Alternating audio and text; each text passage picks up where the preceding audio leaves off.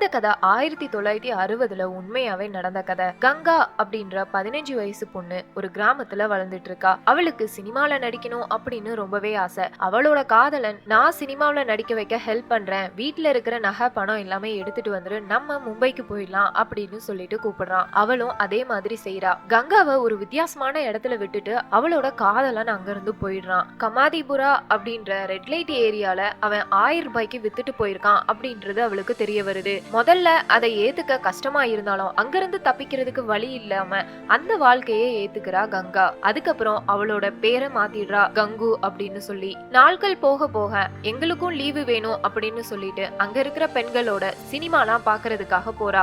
அவளை இழிவா பேசின ஒருத்தனை அடிச்சிடுறா. அந்த ரவுடி கமாதிபுராக்கே வந்து அவளை ரொம்பவே அடிச்சு துன்புறுத்துறான். அவளை ஹாஸ்பிட்டல்ல அட்மிட் பண்ணிருக்காங்க. அவளுக்கும் இது இதோட முடியாது, அவனை ஏதாவது ஒண்ணு பண்ணுனா மட்டும்தான் இதுல இருந்து தப்பிக்க முடியும் அப்படின்னு தெரியுது. அங்க லோக்கல்ல ரஹீம் லாலா அப்படின்றவரு நிறைய பேருக்கு உதவி பண்ணிட்டு இருக்காரு அப்படின்றதும் தெரிய வருது. அவர்கிட்ட போய் அவளும் உதவி கேக்குறா. அவளுக்கு நடந்த கொடுமை எல்லாத்தையும் சொல்றா. அவ மேல ரொம்பவே இறக்கப்பட்ட ரஹீம் லாலா அவளை தங்கச்சி அப்படின்னு சொல்றாரு. முதல் தடவையா அவளை பிராஸ்டியூட் அப்படின்னு தெரிஞ்சும் அவளை தங்கச்சின்னு சொல்றது அவளுக்கு ரொம்பவே ஒரு வித்தியாசமான ஒரு உணர்ச்சியை ஏற்படுத்துது. ரஹீம் லாலாவை அண்ணனா மட்டும் பார்க்காம ஒரு கடவுளாவே பாக்குறா. ஒரு பொண்ணு மேல கை வச்சா என்ன நடக்கும் அப்படின்றது ரஹீம் லாலா அவனுக்கு பாடம் கத்து கொடுக்கறாரு. அதுக்கப்புறம் கங்குக்கு கமாதிபுராவுல ஒரு மதிப்பு மரியாதையும் ஏற்படுது.